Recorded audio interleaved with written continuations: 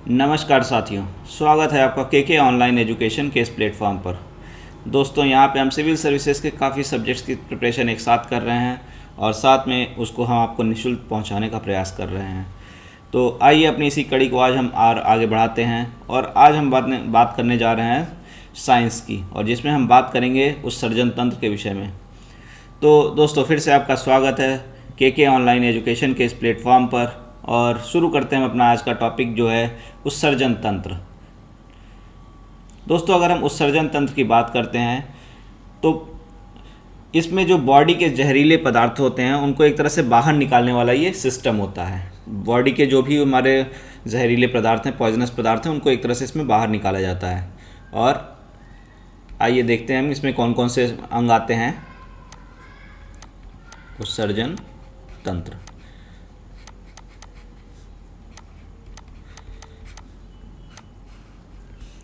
तो अगर हम मानव शरीर के उत्सर्जन तंत्र की बात करते हैं, मानव शरीर के उत्सर्जन तंत्रों की अगर हम बात करते हैं तो इसमें सबसे पहले हम लेते हैं त्वचा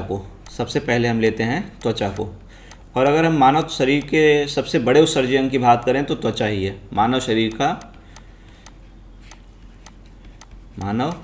का सबसे बड़ा उत्सर्जन अंग है ये।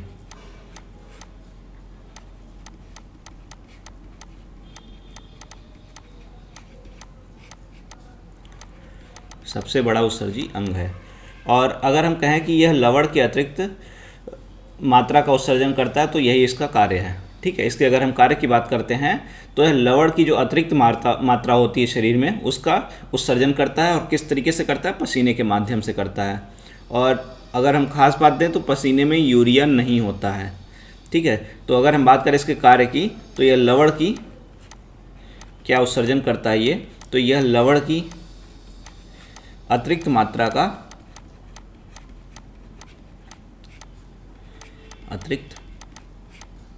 का उत्सर्जन करता है।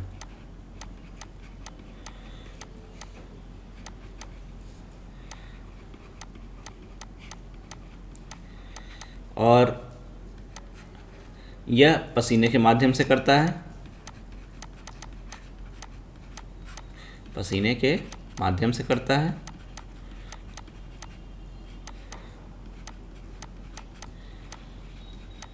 और बात क्या हमने की कि पसीने में यूरिया इत्यादि नहीं होता है।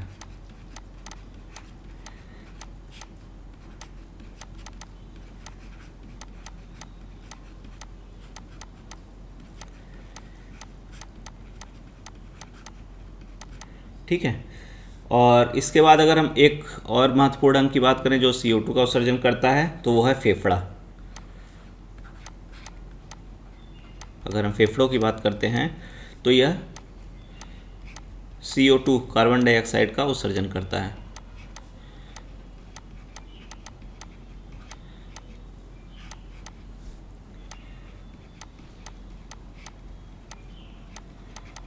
उसके बाद में हम बड़ी आंत की बात करते हैं तो यह जो अपचित भोजन होते हैं उसका उत्सर्जन करता है।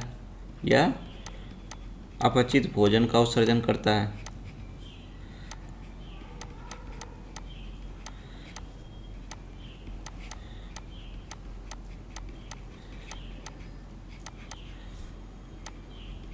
यह अपचित भोजन का उत्सर्जन करता है। अगर हम फिर यकृत की बात करते हैं, लीवर की, तो यह पित्त वर्णकों का उत्सर्जन करता है। जैसा हमने देखा था पाचन तंत्र में, यह पित्त वर्णकों का उत्सर्जन करता है।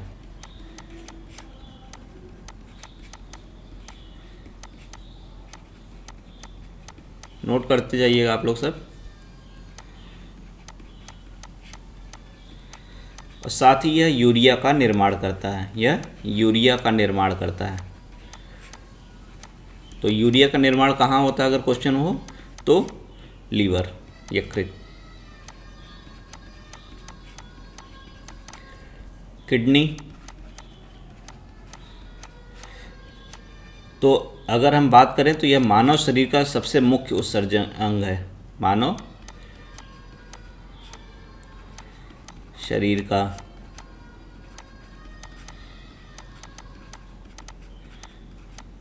सबसे मुख्य उत्सर्जी अंग है।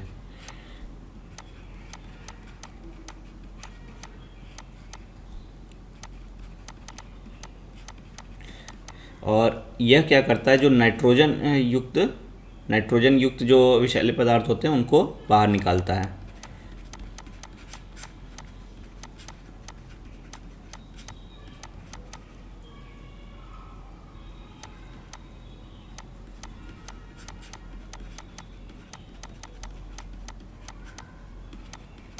पदार्थों को बाहर निकालता है।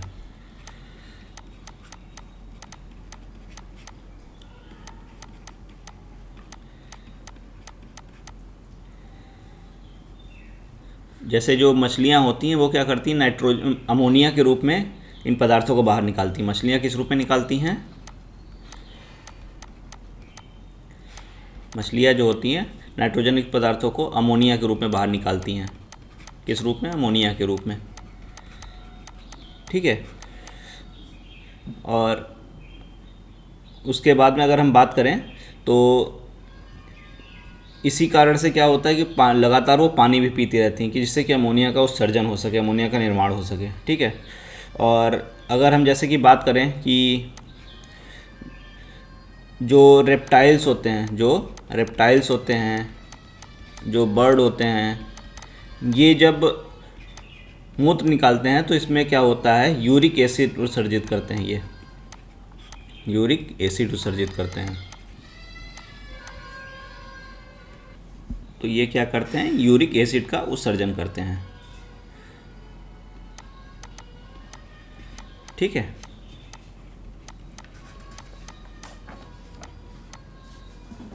और थोड़ा सा हम आगे बढ़ते हैं अब। ठीक। और अगर हम थोड़ा सा आगे बढ़ते हैं तो अगर हम उत्सर्जी पदार्थ के आधार पर अगर हम जीवों का वर्गीकरण करते हैं तो उसको भी देखते हैं। उत्सर्जी पदार्थ आधार पर जीवों का वर्गीकरण,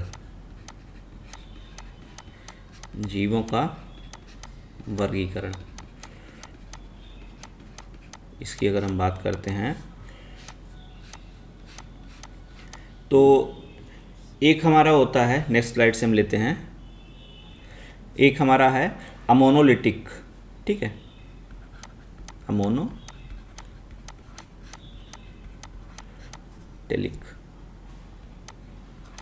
अगर हम इनकी बात करते हैं अमोनोटेलिक की, जैसा नाम से अमोनो से हमको पता चल रहा है कि ये उत्सर्जी पदार्थ के इनका क्या होता है, ये अमोनिया का उत्सर्जन करते हैं। ठीक है।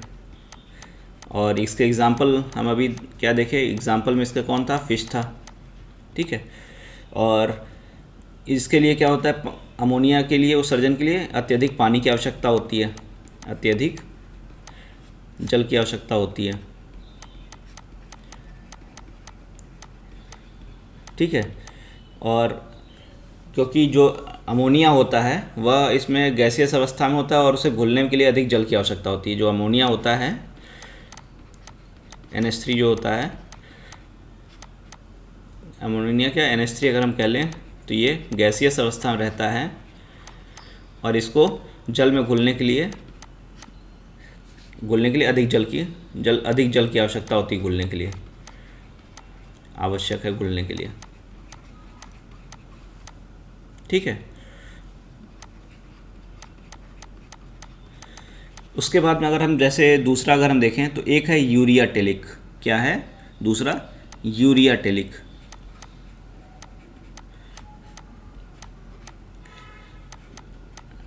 नाम से इसमें भी क्लियर हो रहा है कि इनमें उत्सर्जी पदार्थ क्या होता है, इनमें जो उत्सर्जी पदार्थ है वो क्या होगा बताइए, यूरिया।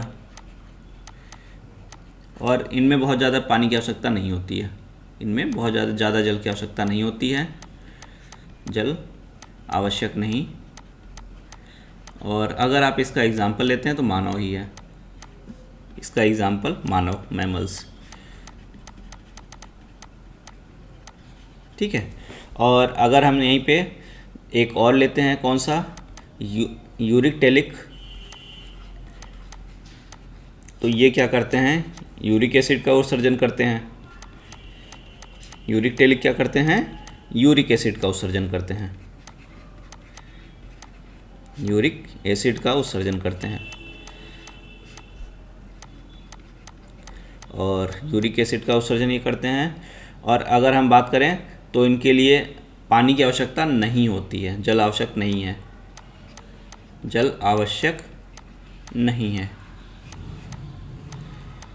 और हमने देखा कि इस एग्जाम्पल जो है सरीसृप है, रेप्टाइल, और साथ में क्या है जो हमारे पक्षी होते हैं, बर्ड, इनमें आवश्यक नहीं होता है। ठीक, चलिए आगे बढ़ते हैं, आगे बढ़ते हैं। तो उसके बाद में अगर हम मानव के उत्सर्जन तंत्र की अगर हम बात करते हैं, किसकी बात करते हैं, मानव के उत्सर्जन तंत्र की बात करते हैं। तो जैसा कि हम जानते हैं कि किडनी से मानव के उत्सर्जन तंत्र में उत्सर्जन होता है। ठीक है, तो एक अगर हम रफ फिगर जैसे बनाते हैं, एक हम रफ फिगर देखते हैं। तो जैसे कि किडनी जो होती है हमारी, मान लीजिए लेफ़्ट किडनी हो गई, राइट किडनी हो गई, तो हम अगर बात करें तो किडनी जो होती है लगभग 1 करोड़ नेफ्रॉन से बनी होती है। कितने? 1 करोड़ नेफ्रॉन से, जैसे हमने लिखा हुआ है 1 करोड़ नेफ्रॉन मिलकर बनाते हैं किडनी। ठीक है, तो अगर आपसे क्वेश्चन पूछा जाए कि नेफ्रॉन कहाँ पर पाया जाता है, तो हमारा आंसर क्या होगा, किडनी में पाया जाता है। ठीक है, किडनी इसी से मिलकर बनी होती है। तो जैसा कि हम जानते हैं कि जो यूरिया होता है, जो यूरिया होता है वो कहाँ बनता है, लीवर में बनता है। फिर फर्दर क्या होता है, यूरिया, जब ये यूरिया होता है इसमें से जो रक्त को अलग किया जाता है, रक्त को अलग करने की जो प्रक्रिया है, वो सारी की प्रक्रिया जो होती है वो किडनी में होती है। ठीक है, वो सारी प्रक्रिया किडनी में होती है। और ये प्रक्रिया किस तरीके से होती है, इसके लिए टोटल 3 चरण होते हैं। अगर हम नेक्स्ट स्लाइड में देखते हैं, इस फिगर को आपने देख ही लिया होगा। ठीक है, अगर हम इसकी बात करते हैं 3 चरण में होती है। और जो मानव में यूरिया को रक्त से अलग किया जाता है। और किसके द्वारा किया जाता है, किडनी के द्वारा, किडनी के द्वारा किया जाता है। साथ ही अगर हम बात करें तो कितने पदों में होती है यह प्रक्रिया, 3 पदों में होती है, 3 पदों में होती है, 3 पदों में होती है। ठीक है, एक है हमारा अति सूक्ष्म क्षनन, अति सूक्ष्म क्षनन, अल्ट्राफिल्ट्रेशन,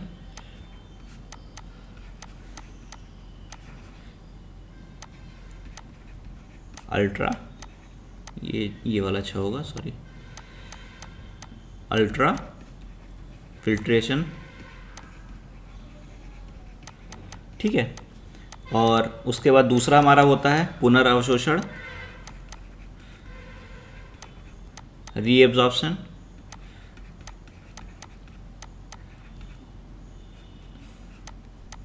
और थर्ड हमारा जो होता है डिस्चार्ज, कह सकते हो श्रावण,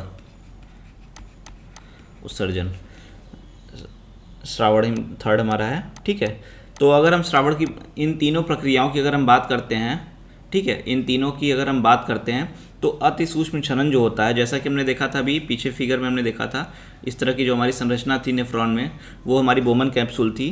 तो जब बात, जैसे यूरिया लीवर में बनता है और उसके बाद में यहाँ पे पहुँचता है, ठीक है, तो किडनी क्या करती है, यूरिया को ब्लड से अलग करती है। ठीक, और इसमें क्या होता है, जब इसका जो क्षनन का कार्यक्रम होता है वो होता है इसी बोमन कैप्सूल में, या नेफ्रॉन के बोमन कैप्सूल में होता है। कहाँ होता है, नेफ्रॉन के बोमन कैप्सूल में होता है। और इसमें क्या होता है, छनने के बाद में जो यूरिया, ग्लूकोज, सोडियम, पोटेशियम, इस तरह की जो चीज़ें आ जाती हैं वो इसमें सारी आ जाती हैं, रक्त को छोड़कर बाकी सारी चीज़ें इसमें आ जाती हैं। ठीक, फिर फर्दर ये हम जब यहाँ से नीचे उतरते हैं तो इस तरीके के पीसीटी की संरचना होती है। क्या होता है, पीसीटी होता है। ठीक है, जो पीसीटी को क्या होता है कि जो हमारे ब्लड वेसल्स होते हैं, जो पीसीटी को ब्लड वेसल्स घेरे रहते हैं, और इसमें जो क्या होता है, जो ग्लूकोज, ठीक है, ग्लूकोज हो गया, सोडियम आयन हो गया, पोटेशियम आयन हो गया, ये सारी चीज़ें glucose, potassium ion, sodium ion, ये सारी चीज़ें, पाँच जल हो गया, इस तरह की जो चीज़ें होती हैं वो इसमें एक तरह से आ जाती हैं। और ये पीसीटी और जो लूप ऑफ हेनले होता है, इस तरीके से हमारा यू आकार का होता है, इसके आगे जाके लूप ऑफ हेनले, वहाँ पे ये अवशोषित हो जाती हैं। ठीक है, वहाँ पे अवशोषित हो जाती हैं और फर्दर उसके बाद बाकी जो रहता है हमारा यूरिया वगैरह, वो आगे जाके डीसीटी यहाँ पे होता है। ठीक है, वो डीसीटी में श्रावण की प्रक्रिया पूर्ण हो जाती है। इस तरीके से 3 चरणों में होता है, डीसीटी में श्रावण की प्रक्रिया पूर्ण हो जाती है। ठीक, और अगर हम जैसे कि बात करते हैं यूरिन की, अगर हम जैसे बात करते हैं जब, तो अगर हम इसके पीएच की बात करें, अगर हम यूरिन के पीएच की बात करें तो इसका पीएच जो होता है 6 होता है। कितना होता है? 6 होता है। ठीक है, और अगर मानव में बात करें तो मानव में डेली 1 से 2 लीटर तक का फॉर्मेशन होता है। ठीक है, और जो यूरोक्रोम होता है, इसके कारण से इसका कलर जो होता है, यूरोक्रोम के कारण इसका कलर जो होता है वो येलोइश होता है। आपने अक्सर देखा होगा, यूरोक्रोम के कारण येलोइश कलर होता है। ठीक है, और अगर जल की मात्रा शरीर में कम हो जाए तो क्या होता है, जल कम हो जाए तो पीएच की वैल्यू भी क्या होती है, पीएच की वैल्यू क्या होती है, डिक्रीज़ कर जाती है। और इससे क्या होगा, आप जानती हैं, एसिडिटी हो जाएगी। और जब आप मूत्र विसर्जन होता है तो उस समय जलन होता है, उस समय जलन होती है। ठीक है, और अगर जैसे हम बात करें यूरिया की, अगर हम यूरिया की बात कर रहे हैं तो इसमें 95% क्या होता है, वाटर होता है। 2% ये यूरिन आप कह लीजिए, यूरिया क्या कहना है, 2% यूरिया होता है। और बचा हुआ जो 3% है उसमें जो सोडियम पोटेशियम वगैरह कुछ नहीं हो पाते हैं वो आते हैं अवशोषित, वो लोग आ जाते हैं इसमें। ठीक है, और अगर यहीं पे हम पसीने की बात करते हैं तो पसीने में 97% वाटर होता है। अगर यूरिन और उसमें बात करें वाटर किस में ज़्यादा है तो 97% वाटर किस में है, पसीने में है, और 3% इसमें रिमेनिंग चीज़ें हैं। ठीक है, और अगर हम यहाँ पे होने वाली बीमारियों की बात करें तो अक्सर आपने सुना होगा किडनी स्टोन की बात, पथरी की बात आपने अक्सर सुनी होगी। बीमारियों की अगर हम बात करते हैं तो किडनी स्टोन के बारे में अक्सर आपने सुना होगा। तो ज़्यादातर ये क्या होता है, कैल्शियम ऑक्सलेट के कारण बनता है। किसके कारण? कैल्शियम ऑक्सलेट के कारण। और जस्ट थोड़ा सा उल्टा नॉर्मली कहा जाता है कि हरी पत्तियाँ ज़्यादा खाएं, दूध टमाटर ज़्यादा खाएं, लेकिन इन्हीं के कारण ये बनता भी है। हरी सब्जियाँ, दूध, टमाटर, इन सब चीज़ों से ज़्यादा बनता है ये। ठीक है, दाल वगैरह हो गई। और दूसरा एक किडनी फेल की समस्या होती है, कई बार क्या होती है, किडनी फेल की समस्या होती है। तो इसमें क्या हुआ कि दोनों किडनियां जो हैं वो बेहतर तरीके से कार्य ना करें। इसका मतलब हुआ दोनों किडनियां बेहतर तरीके से कार्य ना करें, बेहतर तरीके से कार्य ना करें। ठीक है, और किडनी समस्या के लिए, इस समस्या से समाधान के लिए जानते हैं आप, किडनी ट्रांसप्लांट या डायलिसिस वगैरह की प्रक्रिया यूज़ की जाती है। किस प्रक्रिया? किडनी ट्रांसप्लांट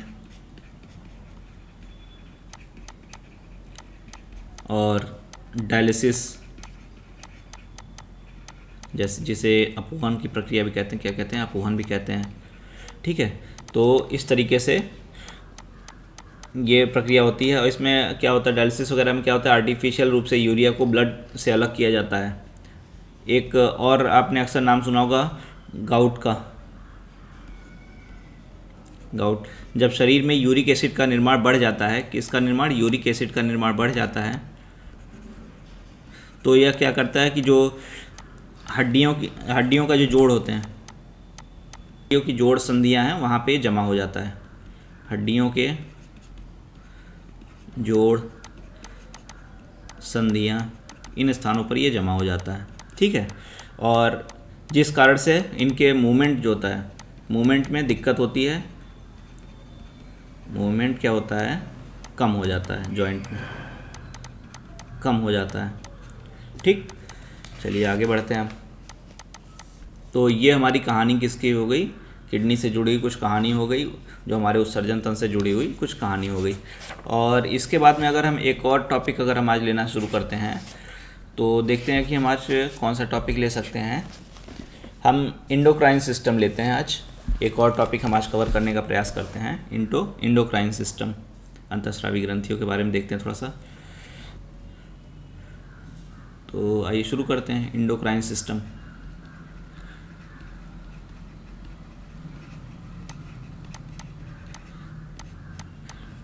जैसे अगर हम अंतःस्रावी ग्रंथि की बात करते हैं, अंतःस्रावी ग्रंथि की अगर हम बात करते हैं तो ये डक्टलेस होती है, ये डक्टलेस होती है।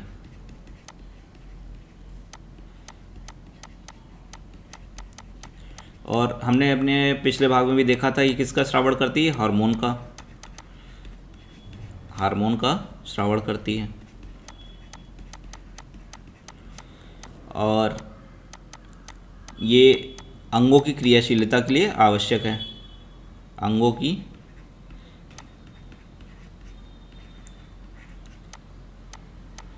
क्रियाशीलता के लिए आवश्यक है।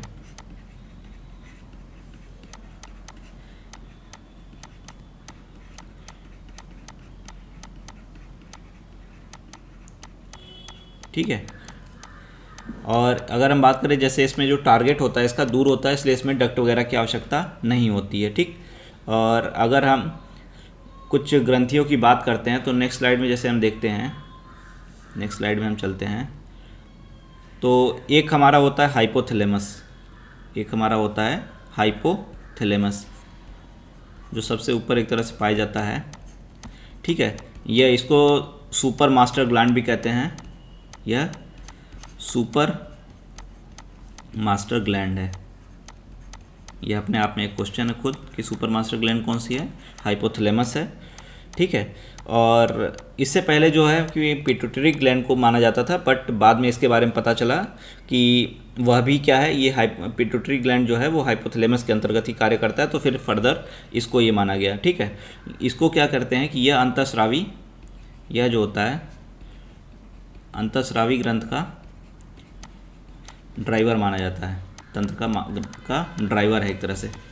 जो हमारा मस्तिष्क है वहीं पे पाया जाता है। मान लीजिए ह्यूमन बीइंग अगर हम ले लेते हैं, अगर हम यहाँ पे इस तरीके से ह्यूमन बीइंग एक बना देते हैं नॉर्मल सा, ठीक है, तो हाइपोथैलेमस हमारा यही हो गया,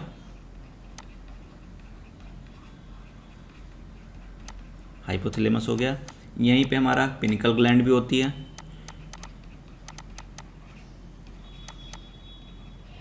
और पिट्यूटरी ग्लैंड।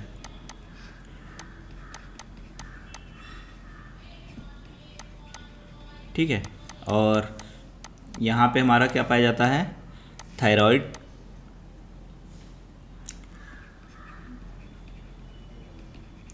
और उसके बाद में पैराहाइब्रिड। ठीक है। और उसके बाद में यहाँ पे हमारी होती है थाइमस ग्लैंड, थाइमस ग्लैंड, और ये आप साइड में हमारी होती हैं एड्रिनल ग्लैंड।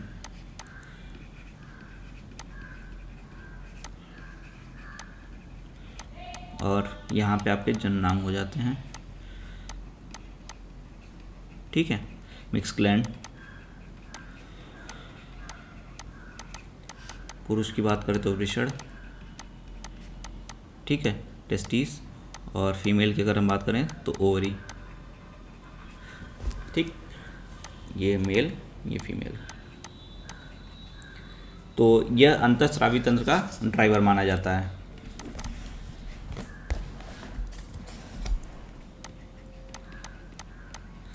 दूसरा हमारा पिट्यूटरी ग्लैंड, जिसको पीयूष ग्रंथि भी कहते हैं, पीयूष ग्रंथि।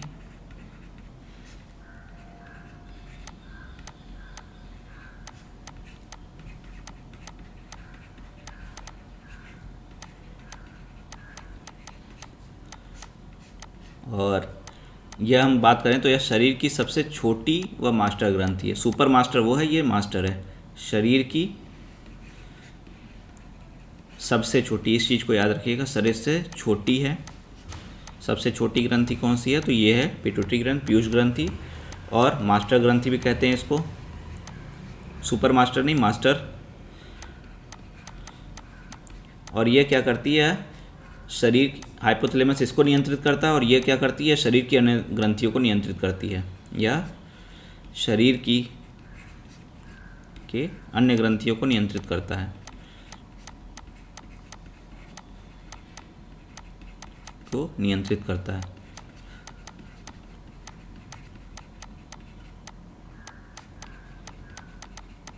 ठीक है। और अगर हम बात करें तो इससे दो हार्मोन भी निकलते हैं, इससे दो हार्मोन भी निकलते हैं।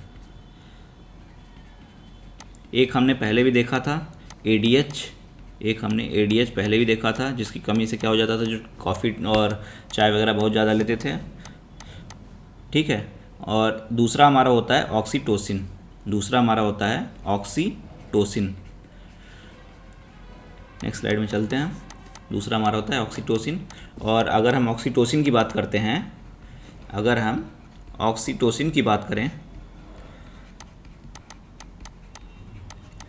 तो इसको जन्म देने वाला हार्मोन भी कहते हैं। क्या कहते हैं?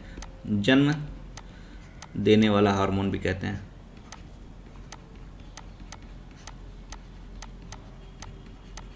जन्म देने वाला हार्मोन भी कहते हैं।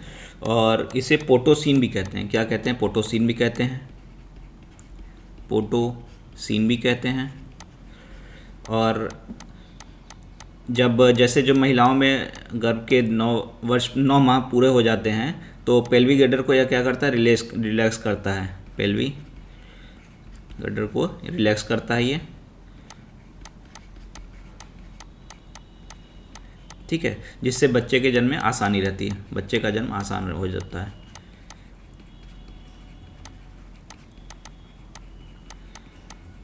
और इसको लव हार्मोन भी कहा जाता है। क्या कहा जाता है? लव हार्मोन भी कहा जाता है, क्योंकि यह पुरुष स्त्रियों को आकर्षित करता है। ठीक है।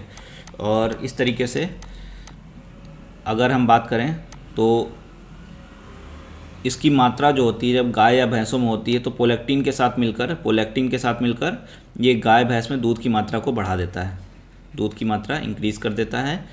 किसमें? गाय भैंस में, गाय और भैंसों में।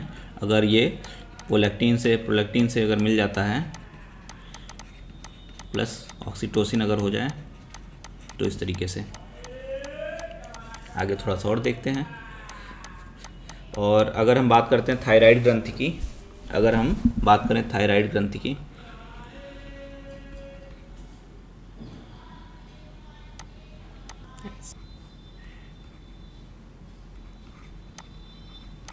तो यह एक शरीर की ग्रोथ के लिए मुख्य ग्रंथि है, शरीर के ग्रोथ के लिए मुख्य ग्रंथि है, ठीक है। और अगर हम जैसे इसमें T3 या T4 जो होते हैं उनके लिए रिस्पॉन्सिबल होता है। ठीक। T3 और मनुष्य वयस्कों में जो लार्वा को कायंत्रित करना होता है उसके लिए भी लार्वा कायंत्रित करने के लिए भी यह आवश्यक होता है। और अगर बात की जाए कि कभी कभी इसकी अधिकता भी हो जाती है तो महाकायता की बीमारी होती है। इसकी अधिकता से क्या होता है? अधिकता से महाकायता की बीमारी होती है।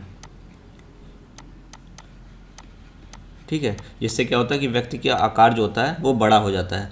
और अगर कमी हो जाए तो बौनापन भी हो जाता है, कमी होने से बौनापन भी हो जाता है। साथ ही अगर शरीर में आयोडीन की कमी हो तो उससे थायराइड ग्रंथि का आकार बढ़ जाता है, जिससे क्या होता है कि गले के पास से एक हिस्सा थोड़ा सा लटकता हुआ दिखता है, जिसको घेंगा रोग भी कहा जाता है, घेंगा रोग भी कहा जाता है। और मुख्यतः ये जो होता है ना, ये पहाड़ी क्षेत्रों में जो लोग रहते हैं उनमें ये चीज़ देखने को मिलती है।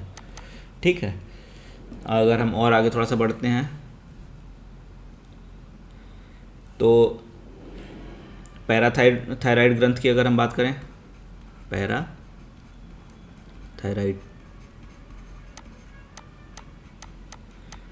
ग्रंथि, ठीक है। तो इससे निकलने वाले हार्मोन को पैराथॉर्मोन कहते हैं। इससे जो हार्मोन स्रावित होता है वो इसको क्या बोलते हैं, पैराथॉर्मोन कहते हैं, पैराथॉर्मोन कहते हैं। और यह कैल्शियम के अवशोषण के लिए जिम्मेदार होता है, कैल्शियम के अवशोषण के लिए जिम्मेदार होता है, ठीक है। और अगर इसकी कमी होती है तो रिकेट और जो ऑस्टियोमलेशिया नामक बीमारी होती है विटामिन डी वगैरह कमी से, तो वो इसमें इसका भी रोल होता है। रिकेट्स और ऑस्टियोमलेशिया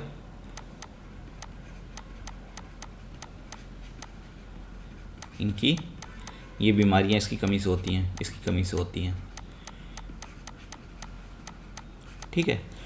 और उसके बाद में हम बात करें अगर थाइमस ग्लैंड की, सीने में, तो इसे प्रतिरक्षा तंत्र का राजा कहा जाता है। इसे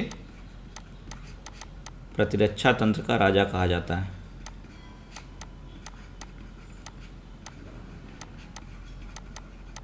ठीक है। और नॉर्मली क्या होता है कि 10 से 12 वर्षों के बीच में, 10 से 12 वर्षों के बीच में यह निष्क्रिय हो जाता है। उसके बाद ये एक्टिव नहीं रहता है, ठीक है। इसी कारण से जो टीकाकरण वगैरह होता है वो कम आयु में किया जाता है, ठीक। इसके बाद में हम एक और ग्रंथि देखते हैं, एड्रीनल ग्रंथि।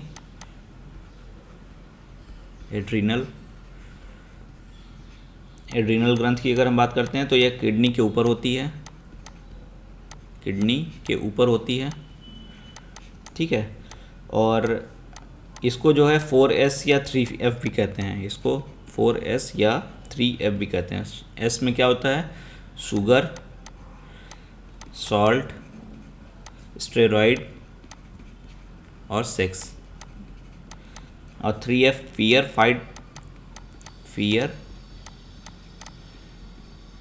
फाइट और फ्लाइट, ये इनके लिए भी जिम्मेदार होता है। इनको हम महसूस करते हैं, इसलिए भी इसको ये कहा जाता है। और इसको आपातकालीन ग्रंथि के नाम से भी जाना जाता है। तो किस ग्रंथि को आपातकालीन, एड्रीनल को आपातकालीन ग्रंथि के नाम से भी जानते हैं, ठीक है। और यह हार्मोन क्या करता है, स्टेरॉइड को कंट्रोल करता है। यह हार्मोन स्टेरॉइड को कंट्रोल करता है। और इसकी अगर अनियमितता होती तो मेल में फीमेल जैसे और फीमेल में मेल जैसे कैरेक्टर डेवलप हो जाते हैं, ठीक है। इसलिए इसका इंपॉर्टेंस एक अलग ही टाइप का होता है। उसके बाद अगर हम बात करें जननांगों की, तो हम जानते ही हैं कि जो मेल होते हैं उनमें एक पेयर, मेल में 1 पेयर टेस्टिस होते हैं बाहर की ओर। और फीमेल की अगर हम बात करें तो 1 पेयर उनमें भी होता है। और उनमें क्या होता है, ओवरी होती है इनसाइड में, ठीक है। और इनसे टेस्टिस से टेस्टोस्टेरोन का उत्सर्जन होता है,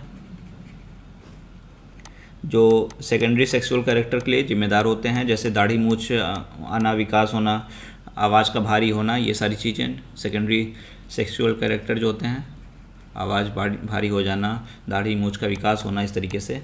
और इसके साथ साथ में स्पर्म भी होते हैं, ये तो आप जानते ही हैं, ठीक है। और इस तरीके से अगर इसकी कमी हो जाए, टेस्टोस्टेरोन की कमी हो जाए, तो नपुंसकता भी आ जाती है। और वहीं पे अगर हम ओवरी की बात करते हैं तो यहाँ पे प्रोजेस्टेरॉन और एस्ट्रोजन हार्मोन निकलते हैं एंड एस्ट्रोजन हार्मोन निकलते हैं, ठीक है। और इनमें सेकेंडरी जो सेक्सुअल कैरेक्टर जैसे स्तन ग्रंथियों का विकास वगैरह जो होता है वो इन्हीं प्रोजेस्टेरॉनों की वजह से होता है, ठीक है। सेकेंडरी जो सेक्सुअल कैरेक्टर होते हैं जैसे मेंस्ट्रुएशन साइकिल हो गया, इस तरह की चीज़ें हो गई, स्तन ग्रंथियों का विकास वगैरह हो गया, वो इनसे होता है, ठीक है। तो ये हो गया जननांगों के विषय में। और एक हमारा बाह्य हार्मोन भी होता है, एक हमारा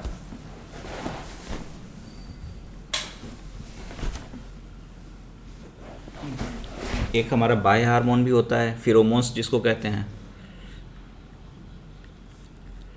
फेरोमोन्स,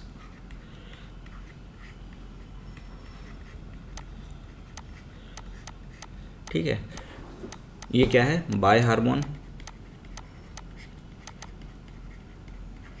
और अगर इसके प्रयोग की बात करें तो ये संचार के लिए प्रयोग होता है, संचार के लिए प्रयोग है। और जैसे कुत्तों के मूत्र बाघ के मल द्वारा उत्सर्जित होता है, कुत्तों के मूत्र में द्वारा ये अपना परिसीमन एक तरह से उससे कर देते हैं। कुत्ते के मूत्र, बाघ के मल, इनके द्वारा ये उत्सर्जित होता है। और वर्तमान अगर हम बात करें तो ये एक तरह से इनके द्वारा परिसीमन का निर्धारण करते हैं, परिसीमा का निर्धारण करते हैं।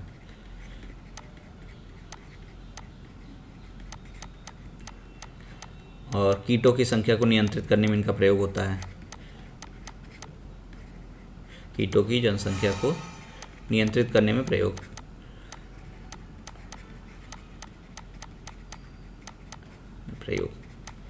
तो ये बातें हमारी हो गई आज के विषय में। नेक्स्ट पार्ट में हम कुछ और देखेंगे और सारी चीज़ें नोट कर लीजिएगा। जितनी चीज़ें हैं उतनी क्वेश्चंस आते हैं इनमें। बहुत ही अट्रैक्टिव नहीं लग रहा होगा बट क्वेश्चंस यही आते हैं सारे के सारे, इसलिए पूरा नोट करिएगा और पूरा रिमेंबर रखिएगा जिससे एग्ज़ाम में आपके क्वेश्चन हो सकें, सॉल्व हो सकें। और आज के लिए इतना ही रखते हैं। शेयर करिएगा, लाइक करिएगा। Thank you.